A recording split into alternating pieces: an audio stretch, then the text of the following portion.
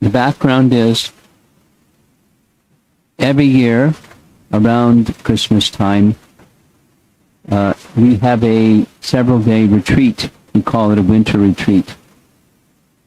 And the theme, there were multiple speakers, but the theme was humility, the foundation for spiritual knowledge and spiritual progress.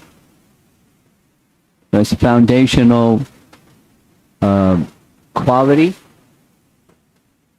And there's many things to say because there's several segments of this topic, but we're just focusing right now on the practical service with humility that makes up what Bhakti is. So here's a nice definition of what Bhakti is, given by Rupa Goswami and Sri Padmavali. Translation goes, O Lord, no one is more merciful than you, and no one is more pathetic than I. I am very lowly and fallen. Oh, Lord Yadunath, please reflect on my case and do whatever is appropriate. That's called the blank slate approach.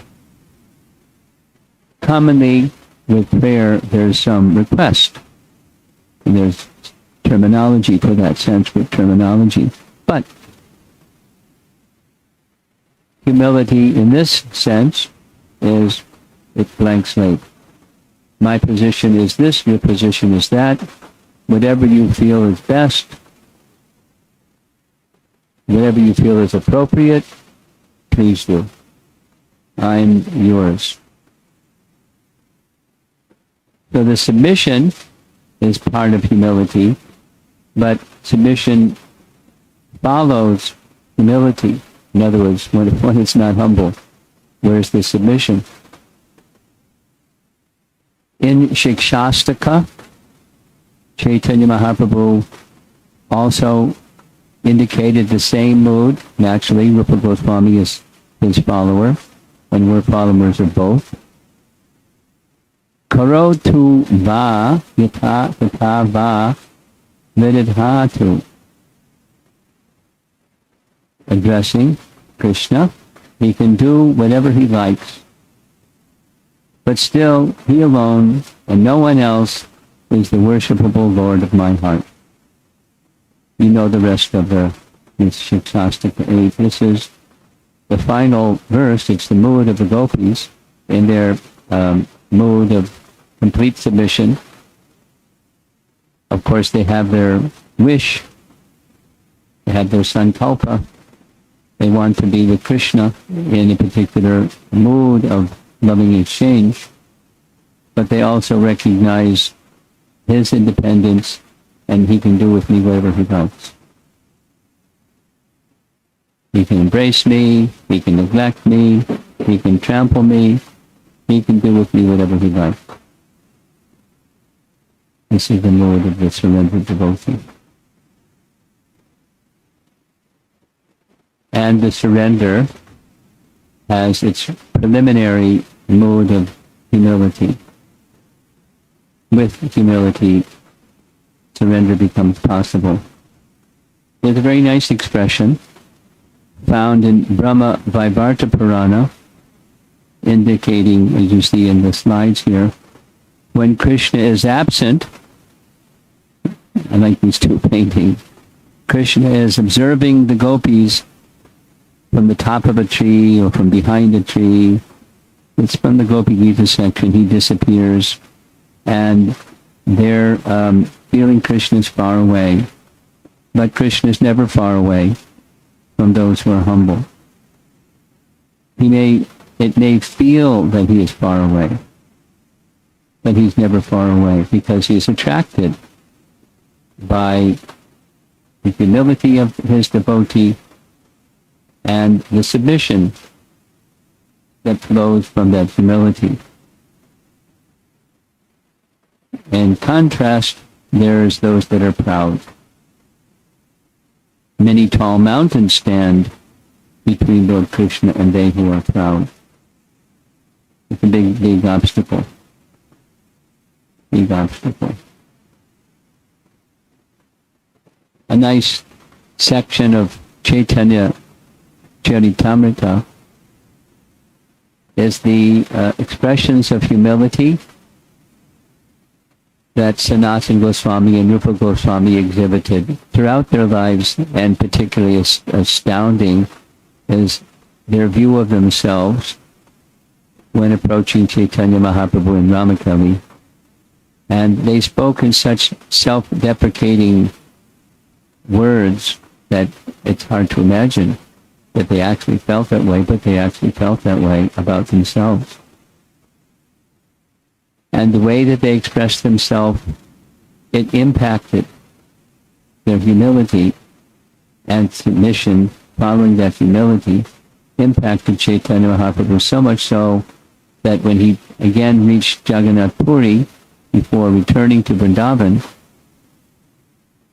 he spoke about their humility and how profound it was still within his heart, their expressions of humility. There's a nice teaching in Bhakti Ratnakar where a statement is made that Chaitanya Mahaprabhu taught the world about humility from Rupa and Sanatana, and about tolerance from Haridas Thakur. So they're role models, they're heroes, they're great personalities in this realm of humility. Certainly, Chaitanya Mahaprabhu. Do we need to adjust something? Is that a message from some participant? We're okay. Okay, please keep your microphones muted. Thank you. The gift of Chaitanya Mahaprabhu is the gift of love of God. And the gift of love of God comes through the chanting of the holy name. But if one has no raga or attraction for the holy name, there are these very essential teachings, starting with humility, to get that attraction for the holy name. Trinnadapi suni chena. Trin means straw. And it's a comparison. More humble than the straw in the street. More humble than the straw in the street. Now, straw in the street, it's insignificant. It's quite insignificant. No one gets excited when they see a straw in the street. Maybe if they see some rupees or gold or something that's considered to be of value, but straw is not so much considered to be valuable. But it's also, people step on the straw, and the straw isn't bothered because it's straw. And people aren't bothered with stepping on straw because it's straw. So it's connected certainly to tolerance. It's connected to bhakti life. Bhakti life that has raga, or attraction, for the name, and form, and qualities and pastimes of Krishna. It's a natural quality, in comparison is made more humble, lower than the straw in the street. And of course, connected is freedom from pride, because pride is the opposite of that, being humble. Devoid of all sense of false prestige, amanina, or without being puffed up by false pride. Those are two translations that Prabhupada has given. And poor fellow, he's holding on for dear life, but there's a weight that's pulling him down, and he can't let go of the pride in order to reach out with a helping hand because of pride. Freedom from false ego. Not being puffed up. So it's big topic. We spent a whole session on pride, the nemesis of spiritual life. Because everything that's good becomes destroyed by pride. So pride is something to let go of and do without and keep far away. And we have to put something in its place, and that's the position of being an instrument of Krishna, a servant of Krishna, an agent of Krishna, acting on behalf of Krishna, and that's the antidote. That's the cure, that's the healthy position. And pride is a diseased position. Hare Krishna Maharaj. Yes? Maharaj, the voice becomes a little low. Voice is low. Okay, he's going to turn the volume up. Tell me if that's better. Is it better? I put I will get that, Maharaj. better? Yes, better, Maharaj. Okay, so I brought the microphone closer also. I think thank you for mentioning. Now,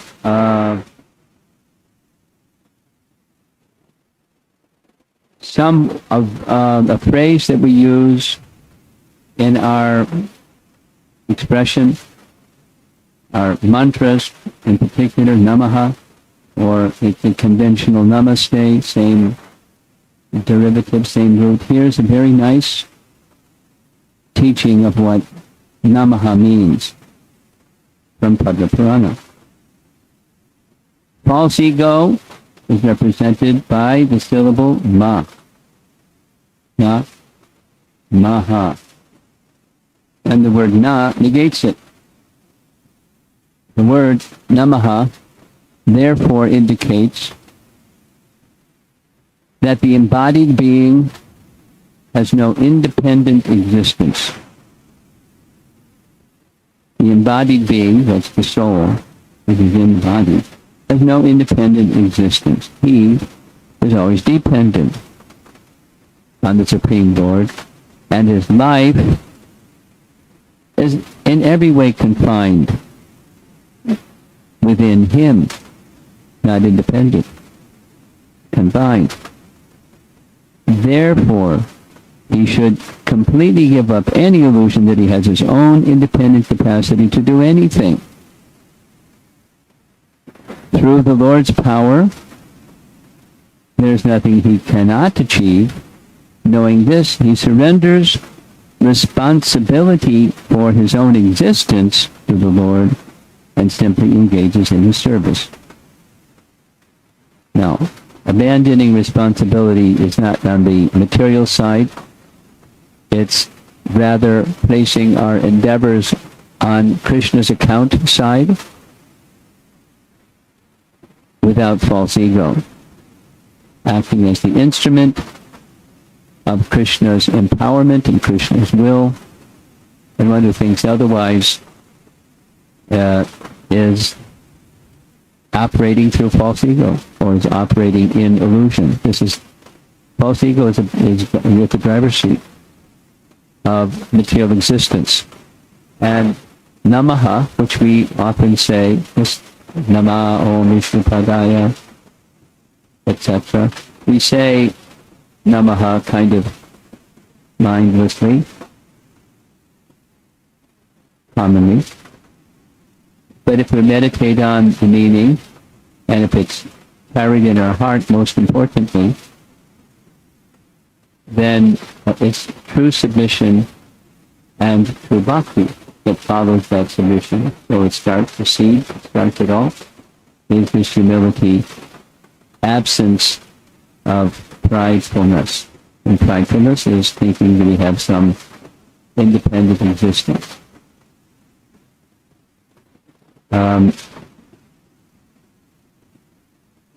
Anishtita Bhakti.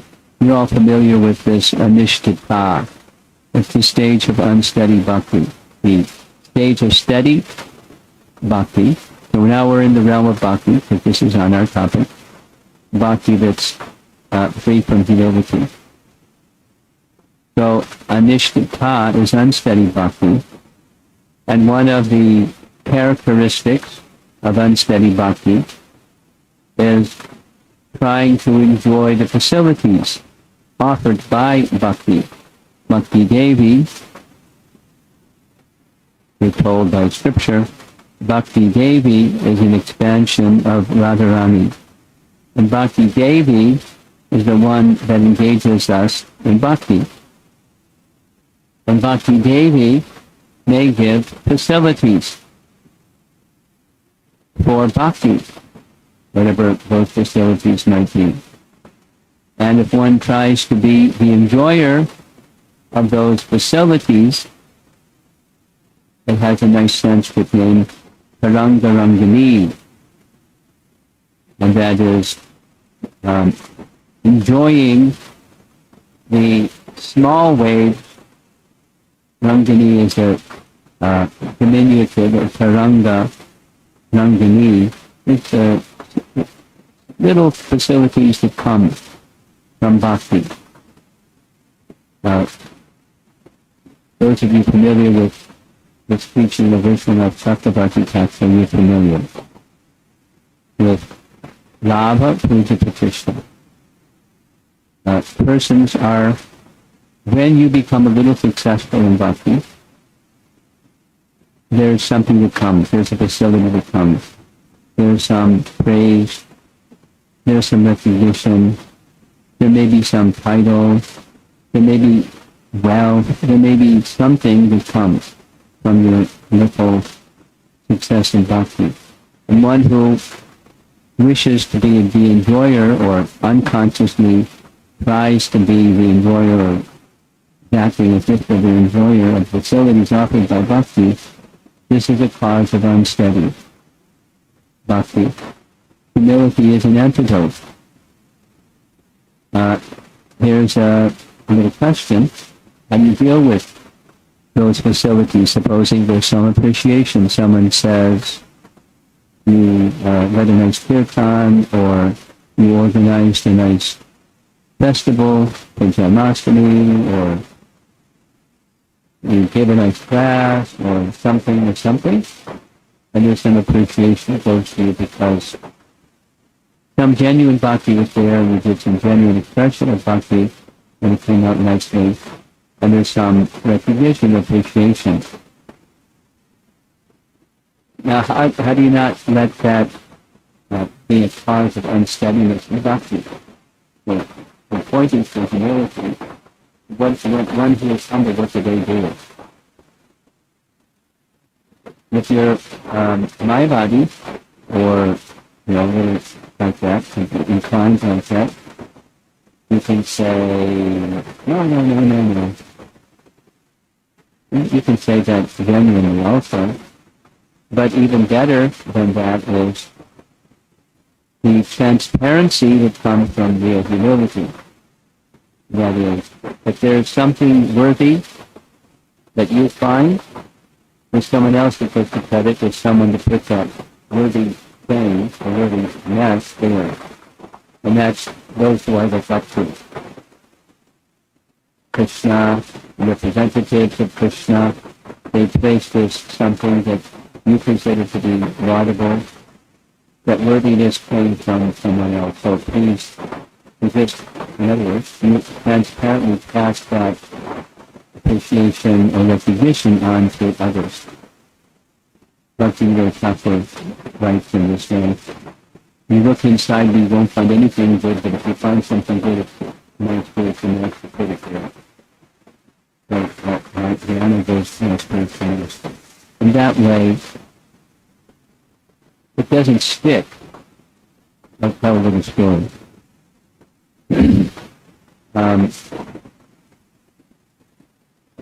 From the earliest of my involvement in the Hare Krishna movement, it was very natural for me to be engaged with the brahmachari.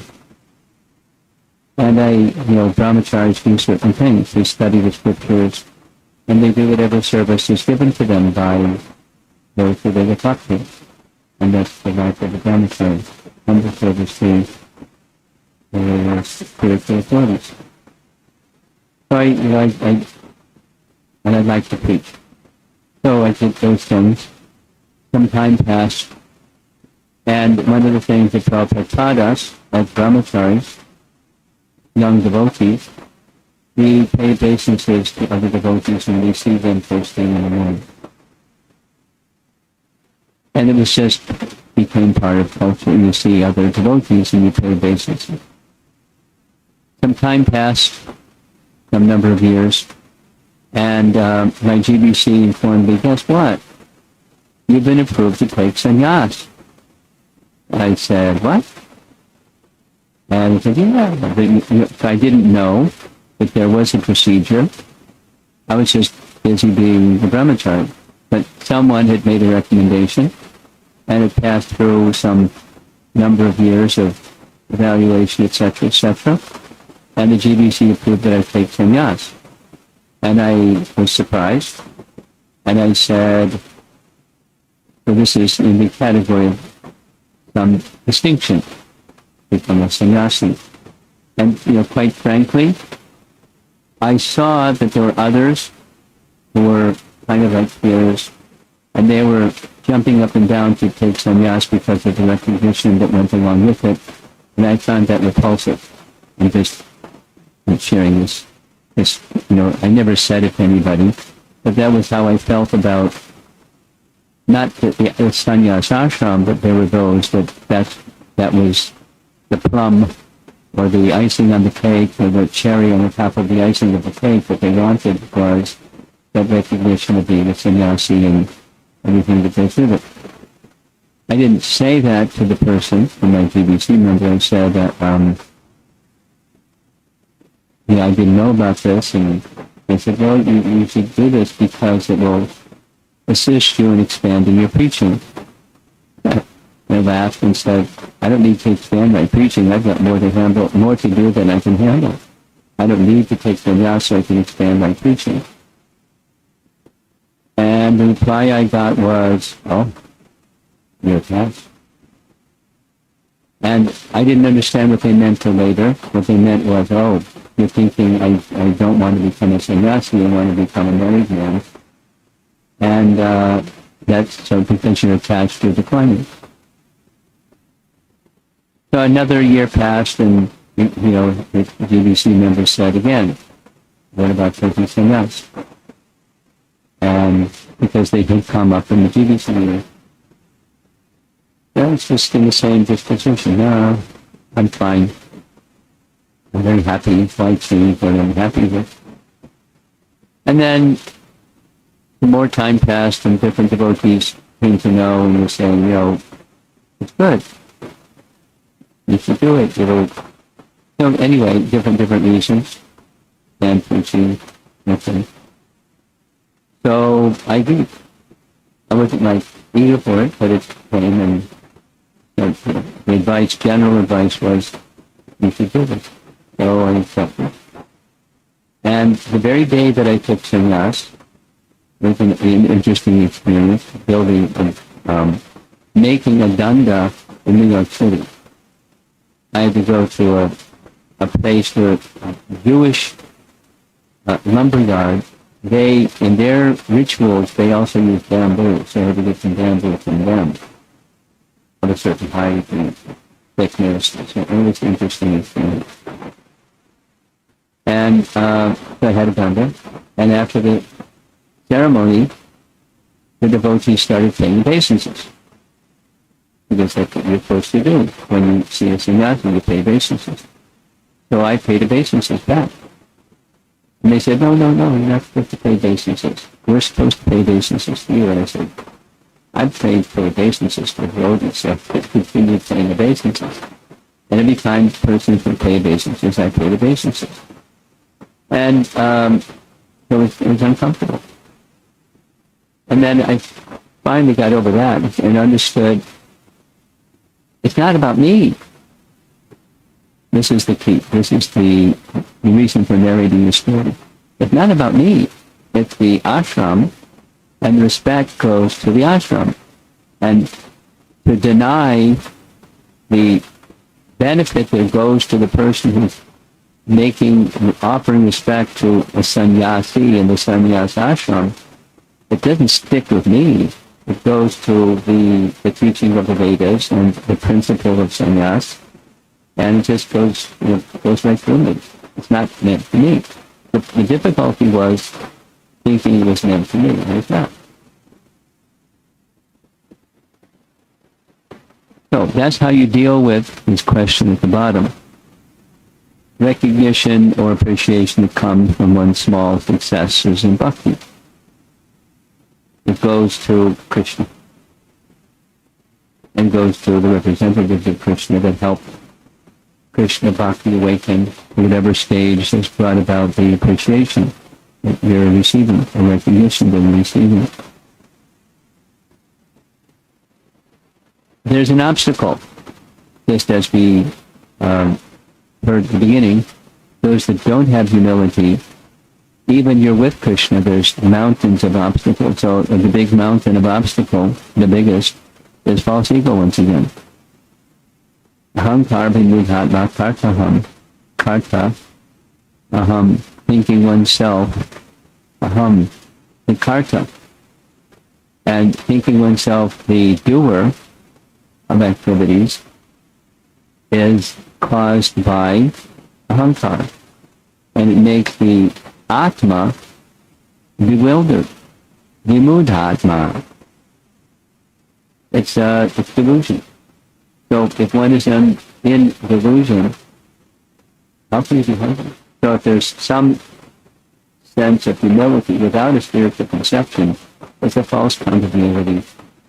It's very shaky at best. It looks like, at least for a while, and then everyone has their breaking point. Maybe some of you have seen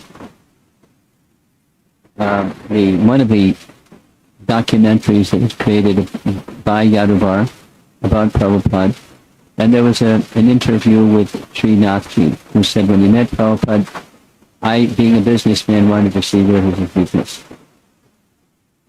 And I tested him this way, and I tested him that way, and I tested him the other way, and I saw that he had no weakness. He wasn't interested in praise, he wasn't interested in my money, he was interested in Krishna only. He had no weakness. If there's bodily conception that rides on the back of false ego, then things stick. And there's an interest, a self other than Krishna interest that drives one. And humility is where that's absent. Real humility is where that's absent. And if that's absent, then what's left? Because that's life, right? You do something because there's a purpose to do something. If you don't have a self-interested purpose, here's what it looks like. It's become an instrument of Krishna. Like, use the picture of a scalpel, because Prabhupada uses that metaphor. What's a scalpel? It's a surgical instrument that a surgeon uses for some very delicate procedure of surgery. But supposing that surgical instrument is in the hand of someone that's not a surgeon, it can be a weapon, it can be very dangerous. Similarly, if one acts through false ego, then one can take havoc. And that's called the material world and material life. Even nice devotee trying to be, good person, but still moved by false ego and not with this deeper sense of what humility is, then like Arjuna, I don't want to go forward with this battle because, and he gives, ethical reasons, high-sounding reasons. And we may, in different ways, be inspired to do something for the wrong reason or be inspired to not do something for the wrong reason. And the antidote is this nimitta matram bhava. Become an instrument at home. Well, ultimately Krishna, and Krishna has his representatives. And submitting to the representative of Krishna means submitting to Krishna, or at least that should be the consciousness in that submission.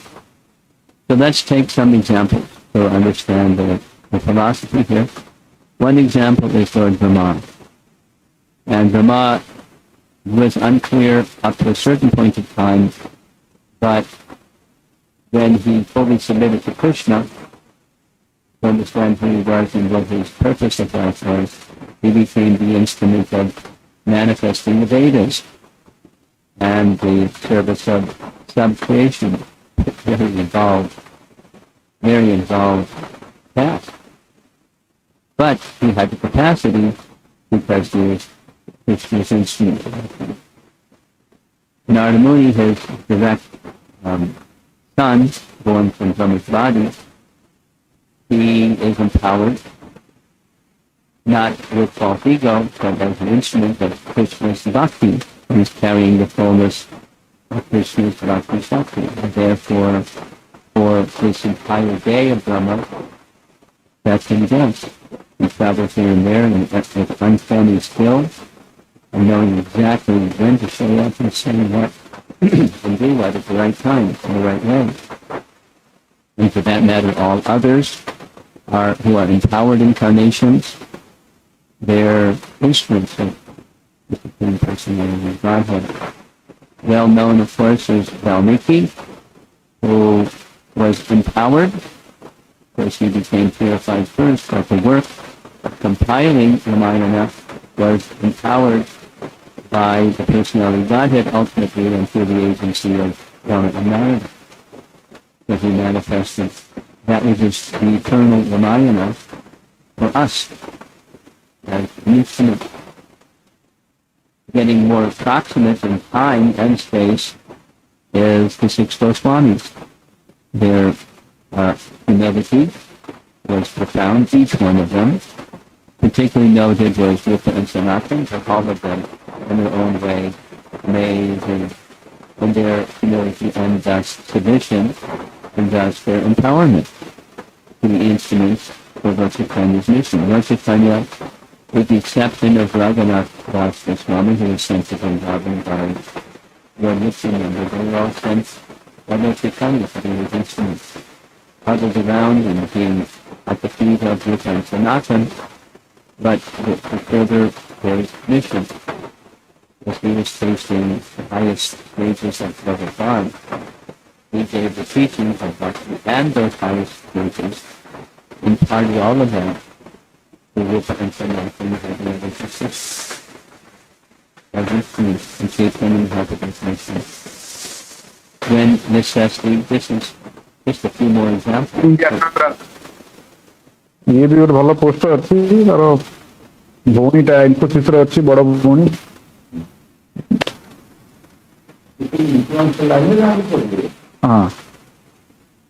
Please mute your microphone until I finish. Thank you. You see on your screen a nice illustration of Baladev Vidyabhushan, who, due to circumstance, he had to do what even Lord Chaitanya indicated was not necessary, but circumstance made it necessary, and under Vishwanath Chakravarti Thakur's instruction, he did. He wrote commentary to Vedanta Sutra in the form of Govinda Bhashya. But he was the instrument, in his own words. He spoke, I wrote, I was his instrument. And, very clearly empowered by being an instrument. This is standing on this nimitta matra, where false ego is absent. There's no mountain of obstacle between these personalities and Krishna. And in a similar fashion, as with the six Goswamis, there's the seventh Goswami, Bhakti Thakur, who did essentially what the six Goswamis did in Mayapur. That is, establish the places in Chaitanya Mahaprabhu's pastimes, write books and translate the knowledge, and propagate the teachings of Chaitanya Mahaprabhu. They were much later generation, but as an empowered instrument. And how powerful was functioning possible. Very, very awesome. And I found this very awesome for the benefit. He, of course, one of his greatest contributions is that he's holding in his hand his written work. And you can see from the delightful smile how happy he was. He wasn't like enjoying his own work, he was enjoying being an instrument. You've heard this before, I'm sure, all of you. But sometimes Prabhupada, as busy as he was, he would sit and have someone read from a book, and it could go on for quite some time. Hours. He didn't get to speak, he would enjoy and relish, and comment. I have not written these books, Krishna has written these books. Now, it's not just a cosmetic kind of humility, it's how he felt as an instrument. So if you'd like to feel like being an instrument, you have to essentially take off ego and become genuinely humble. Here's a nice little statement that Prabhupada gave. One who has a simple and grateful heart can easily enter the kingdom of God. And it smiles like that, and I want to go there. Here's our last slide, summarizing. This is my own text, it's not drawn from somewhere else. We are very tiny. How are we to follow in the footsteps of these great souls who were especially empowered personalities, along with the theme of this class going well from what we learned from all other classes during this retreat, making reference to the other topics on humility. Try to capture some personal application points for yourself, write them down, share with others who can help support their journey to true humility. Now, I understand that this group that's requested some time, that you do meet regularly, and I can suggest, if you find it's appropriate for your group, to do this application exercise. So it's not just information, it's transformation.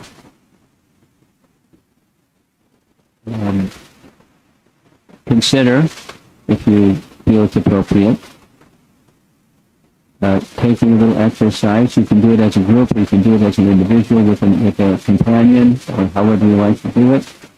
But it may help you in the journey to true humility, because, circling back, Bhakti life, fundamental, genuine characteristic is not the material kind, but the spiritual kind of true humility that opens the door for going further and further and further. And as you go further and further, the sense of humility becomes more and more profound. Doesn't make one weak or slackening in enthusiasm. It means the necessity to further and further reach out, reach up to elevated souls, Founder Acharya and the predecessor Acharyas and the eternal associates of Krishna, to get closer to that stage of Krishna payments, living all those great personalities. So let's see.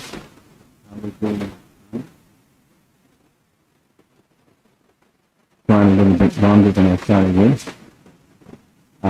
Let's look into this question.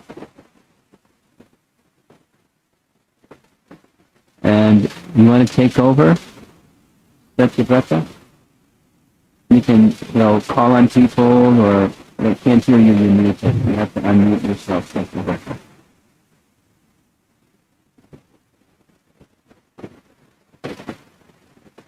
I see. Hare Krishna. There we go. Okay. Maharaj, Go ahead. there are some questions in the chat box. Okay. You want to read? So, okay. The first question is by Pankaj Prabhu. Hare Krishna Guru Maharaj, how to get rid of bodily concept of life during bodily difficulties? During bodily discomfort. Yes? Bodily difficulties. With bodily discomfort.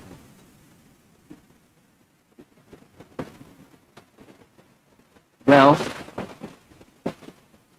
ouch.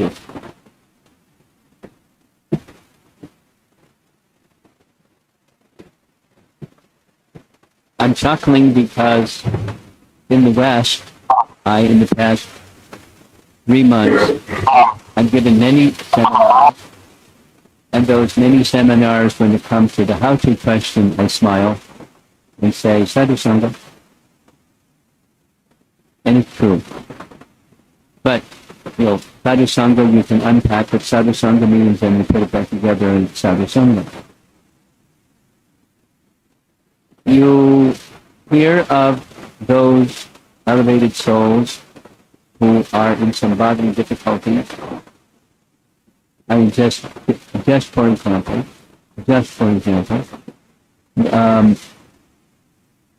it's in this month of January, every evening I've been reading from Giriraj Maharaj's book, I'll Build You a Temple. It's a really wonderful book. And the austerities the devotees there had to undergo was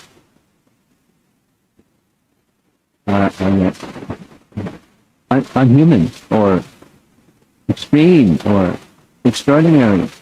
And how did they, this is the Sadhusanga principle, how did they endure? They had a desire to be an instrument of Prabhupada making the temple on that property in Juhu manifest, and it carried them on the other side of all the difficulties. And there's like amazing, anything that I normally experience as a bodily difficulty, is nothing compared to what's described here without reading. That you to read the book. So, by associating with those that have that quality and manifested that quality, it's inspiring to become tolerant of some bodily difficulty and rise instead to the spiritual platform. And so the short answer is that you come to the spiritual platform and you can rise above the bodily difficulty. You can easily rise above, so it's not so easy to rise above bodily difficulty because we feel whatever the difficulty is. Your senses and mind and it's led in a certain way. So how do you be tolerant of difficulty? There has to be shelter. When you're tolerating the natural stoicism, there's another place to go. There's another place to go. I'll just recite something we read last night. For example, not a storybook personality, just one of Prabhupada's disciples named Janachaksis, is that his name? Jagat Purush. Jagat Purush was on his way to Mayapur. He stopped over. He said, I'll help you out with the kitchen activities because probably he ended up being with for 10 years. And there's a little passage we read, 2 paragraphs. And in the heat of the summer, in Bombay, in the heat of the summer, it was 120 degrees. And he was in the kitchen with a small room, enclosed, so, with the stove and the this and the that, cooking a large boat. And he left the kitchen just after Raj Bog, body sweating, and his mind, was completely exhausted, completely overheated, and he was supposed to like sit down and change and drop it, but his mind was disturbed by so much difficulty, and asking his mind saying, why are you doing this? This is crazy. And then he started thinking a little differently. Why am I whining and complaining about bodily difficulty when over here, where we offer, there's this picture of Radha Rasa Bihari, and they're undergoing the same difficulty I'm undergoing, and I'm thinking about my bodily difficulty. They picked up a chamara and started waving the chamara to pull off Radha Rasa Bihari in the photograph where they made the offerings, and then suddenly his whole bodily fatigue, like mystically, dissipated, and he felt a very cool sensation in his body, in spite of the mystical experience. That may not be what happens to you or me, but the question is how to go beyond bodily difficulty when it arises and stay humble. It's the mode of service. If you identify with the body, it's in the Bhagavatam and it's in life. You will forget who you are. And you'll forget Krishna and forget the mission of life. So what's the cure? Tolerate comes to Krishna as the bar for the bodily difficulty as much as you can within reason. And turn your attention to Sat. Withdraw from Asat and invest in Sat. That's what you do. And you practice it in practical things. That's a really nice book. It's right there in India. We're all from India. Read that very nice book. And you'll be inspired overcoming the bodily difficulties.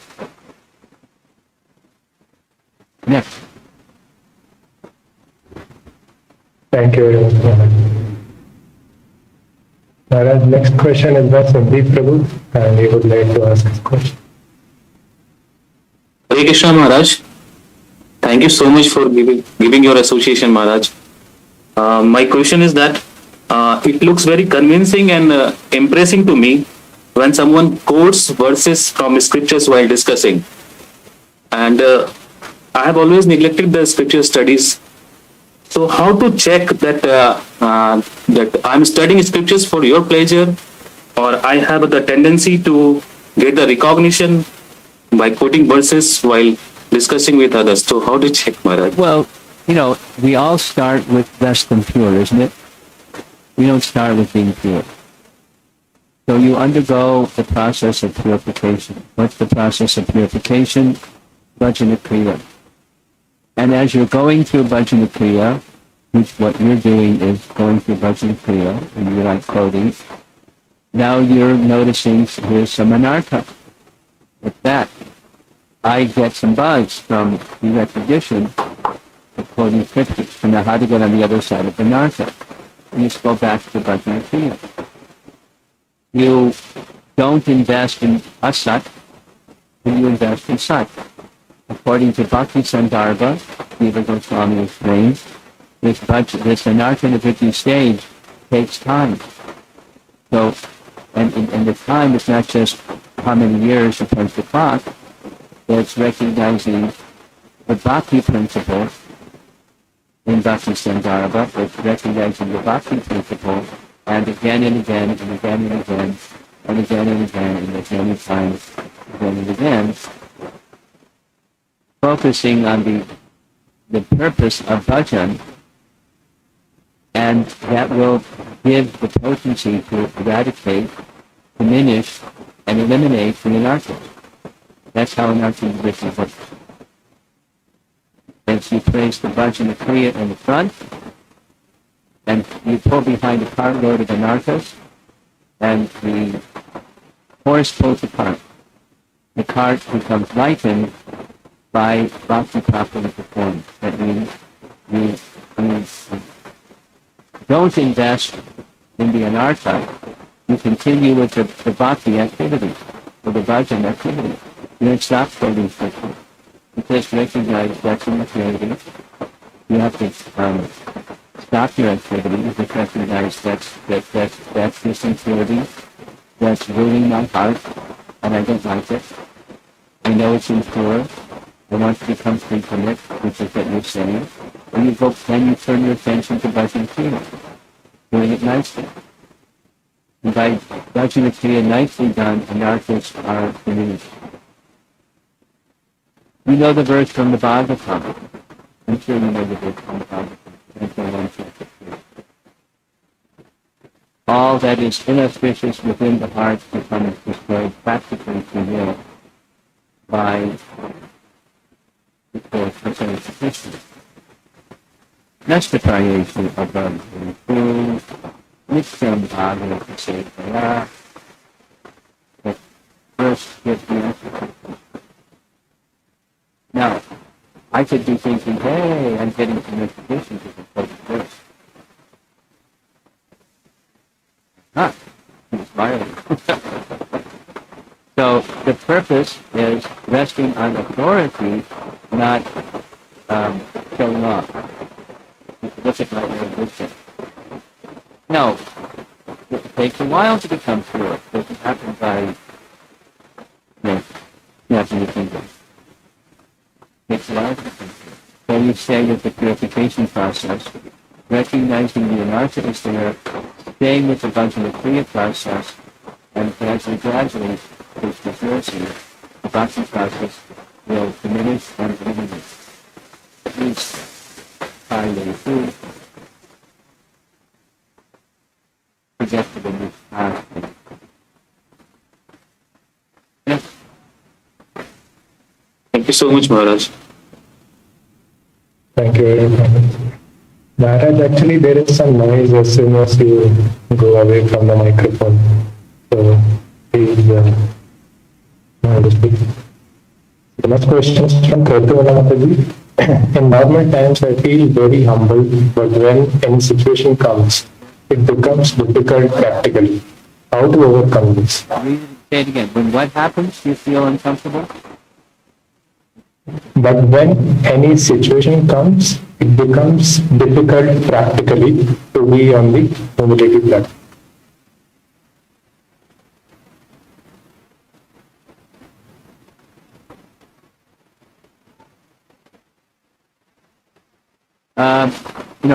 You know the answer. I'll just remind you of the answer that you already know. Within nectar devotion, the way the Prabhupada has explained it, is just as the walking propensity within the child is already there, and if the child is learning to walk, they may tumble so many times, however many times, they can keep getting up, and the walking propensity comes out because it's already there. Similarly, the bhakti process is such that those shortcomings, like you just mentioned, those shortcomings are obstacles. They're unwanted things. The same is with the prior question about pride and quoting slokas. It's same principle.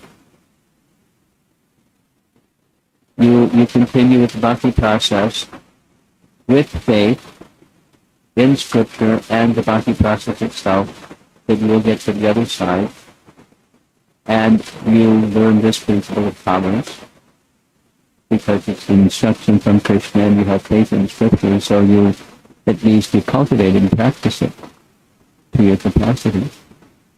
And by doing like that, then it becomes your quality.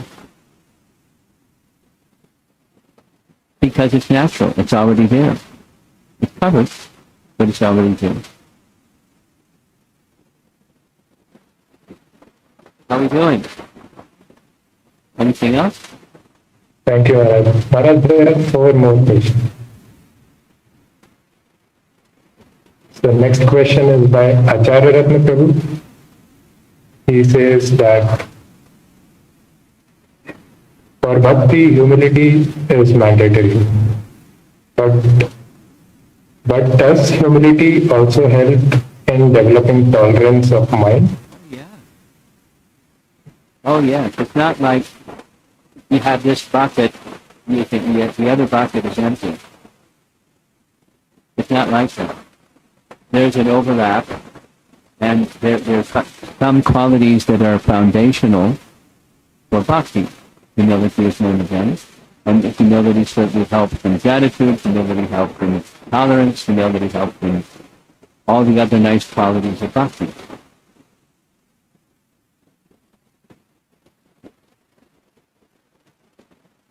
Next. Krishna Maharaj. Thank you, my next question is from Krishna. Hare Krishna Guru Maharaj, Dandavat Pranams. Maharaj, it is defined in the Bhagavad Gita 13th chapter that humility means not to have the satisfaction being honored by others. Yeah. Prabhupada writes in the purport. Can you please elaborate? We had a whole class just on that topic, but during this wonderful retreat. But sure, what I've been saying thus far, half of what I've said in this evening class is where honor sticks. And it's meant to me. Someone honors and it's meant for me and it sticks. And that's wanting that and that it sticks is the opposite of what humility is. So humility is not wanting that. So sometimes those that don't want that, they go and hide somewhere. Or they go in the forest or, whatever. No, it's certainly okay. Some people like privacy and seclusion, and that's quite okay. But to do it in the position of aversion is the flip side of wanting. Better is just being transparent. So that's what humility is. Humility is where one does humble service, and there's not interest in getting recognition for, you're such a humble devotee, or whatever else that one may be eager to hear some appreciation and praise. We discussed that already in this earlier part of this class.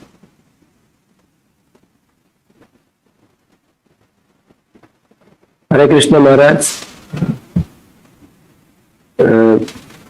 Very extremely grateful to you for your kind association. The class is very, very inspiring as well as very instructive, and we can apply these things in our life.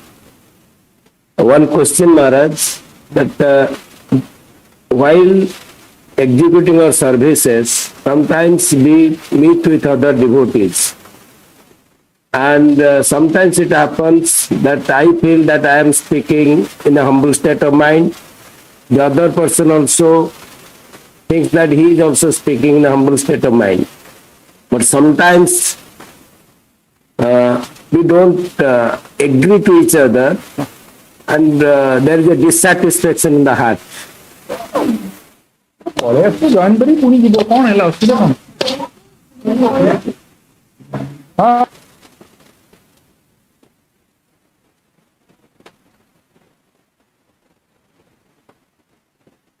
You want to complete your thought? Because I got this scenario. What's the question? The question is that I will examine that whether means I am humble, or there is a pride in my heart, or the other person has also something in his heart. Well, let me ask you that, say, two different questions. Is it possible that two humble persons agree on every single point? Take our acharyas. Our acharyas have different points of view. And is that because they're lacking humility? So if there's not agreement, does it mean that they're not humble or you're not humble? You're just pretending to be humble, feel that you are, but you're not? Is that the correct assessment just because there isn't agreement between the two of you. It's natural. You know, the little cartoon, there's one man on the left and one man on the right. And the one on the left is looking at the number 6 and he reads 6. The one on the right sees it upside down, he sees 9. They're looking at the same thing from a different angle. The one sees a 6 and the other sees a 9. And it happens with our acharya. I can send you, if you like, I'll send you an example where, without the specific reference at this moment, in Bhagavad Gita, chapter 1, there's a description of the assembly on the other side of Krishna and Arjuna. Baladev says this, Vishwanath says that, and Prabhupada sides with Baladev. Now, it's one word that can have two different meanings. There's a terminology for one word that can have two different meanings. And one acharya reads it this way, and the other acharya reads it that way. And they're both right. But they don't agree. But they're not bashing the other guy. Hey, you got to agree with me because if you don't agree with me, then you're not humble. Or you're wrong, or I'm right. So that's not the platform that you should be thinking. If you don't disagree with another nice devotee who's from that position of, like you, trying to be humble and trying to ascertain the truth of something. It's called vada.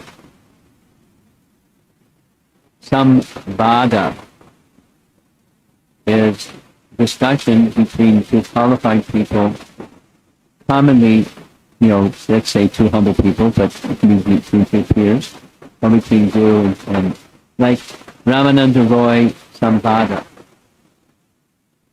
That term is used to discuss the discussions between Lord Chaitanya and Ramananda Roy. And they're seeking truth. And Lord Chaitanya, he hears this offering and he says, that's nice, go further. And so it's not full agreement, it's not full agreement, etc., etc. But when there's discussion, like Krishna and Arjuna, there was an agreement, and then there was agreement. So it's not that always at the end of the discussion there's full agreement. It may be this position, that position. But so when there's disagreement, it's not necessarily my interest is to show the other person is wrong and I'm right. That's unwholesome kind of dialogue.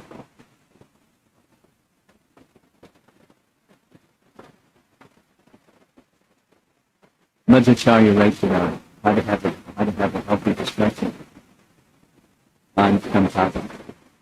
At the end of that discussion, it's not just necessary to have like agreement, but you're interested in ascertaining the truth. And there can be different perspectives on the same truth.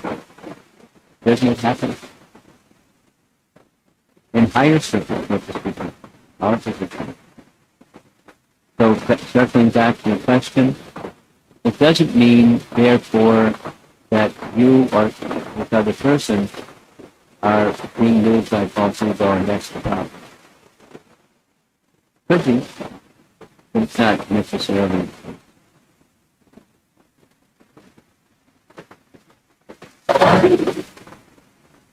Thank you, Maharaj. I'll send you a little reference that says, this chapter 1, verse, and in particular there's that two acharyas say the opposite meaning. The assembled warriors on one side were abundant, and the other says they're insufficient. And it's the same word. And does that mean, Baladev is going to disagree with Vishwanath Chakravarti? Or if he does say something else, then he's a Maya? Or he's a rebel or something? And then comes Prabhupada, what's he going to do? What are you going to do when you find this authority, that authority have two different points of view. This is not mundane, this is transcendental authority. It happens in our scriptures. I can think of a number of examples. How many cows in Andaman are outside? There's a commentary that says you have this many, another commentary says that many. And it's a big difference, the number of cows. And who's right? So what are you going to do when you're reading that? So, in closing it, I'm hoping for the vote. You can't see the how many cows? Okay. Anything else? Maharaj, next question is from Gauri Shankar Guru.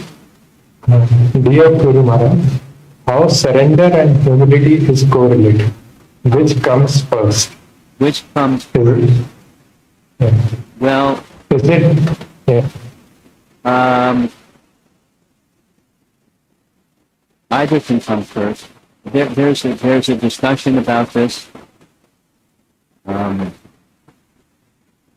in commentary.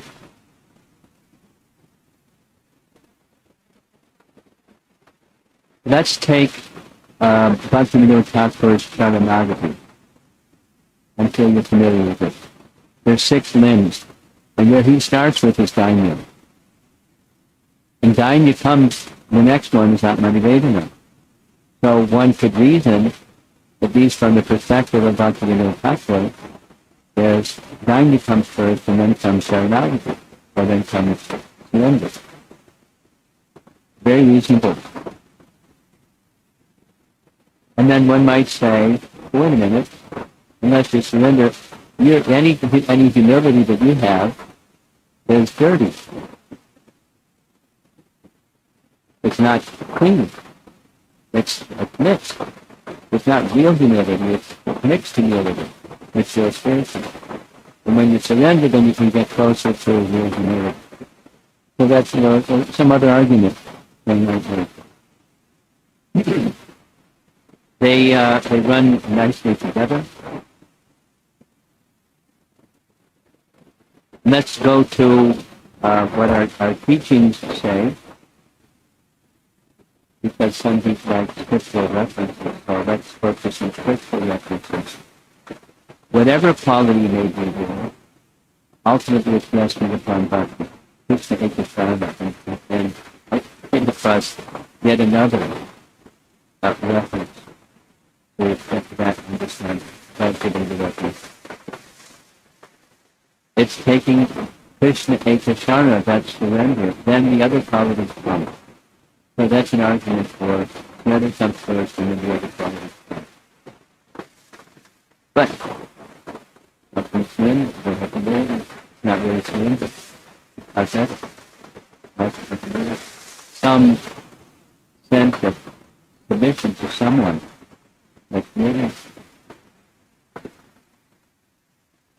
Now go back to the Bhagavad Gita reference. Humility means to not be eager to be given recognition by others.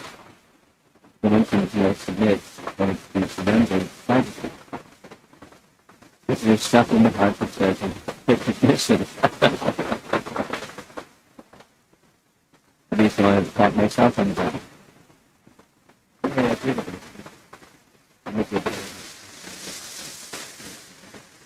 Anyway, they go together. That which everything rests upon is exclusive self and Krishna. That's so more important than which comes first, surrender or humility. Make Krishna live all in all. There's reference to Krishna invited to go there.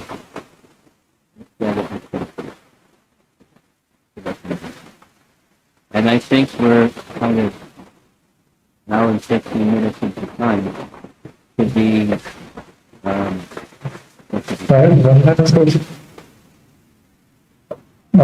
Please keep the microphone very near to your because there is still Me? You want Yes, me? Prabhu. Yes, Maharaj. Yes. Oh, the voice was getting softer, huh? I was sitting back. My mistake. Yeah. This is perfect, Maharaj. This is perfect. Okay. I've got the microphone practically in my mouth like an ice cream. Sorry, Maharaj. So Anup Prabhu would like to unmute himself and ask a question. Yeah. Krishna Guru Maharaj, little out of topic. What are some principles that one must follow so that devotee relationships, loving devotee relationships are nourished? Oh, you know, Dadati, Pratigranati, etc. That's the verse. Go there, and you've got the answer to your question. Hare Krishna. Okay, thank you, Guru Maharaj. Hare Krishna. Thank you, Maharaj. Maharaj, one last question from Pankaj Prabhu, how to differentiate between self-respect and pride. Self-respect and Pride. pride. Who is at the center? And if Krishna is at the center, then it's proper self-respect because you're connected to the Supreme. And if it's not Krishna at the center, then it's pride. Very simple. Very simple. And if there's pride, then service is intermittent, and it's not so pleasing to the individual or others.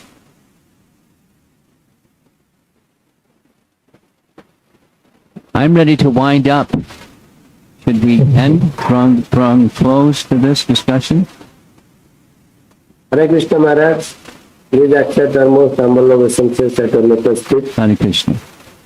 We are extremely grateful for your association and we humbly seek your blessings so that we can apply these teachings in our life for your future.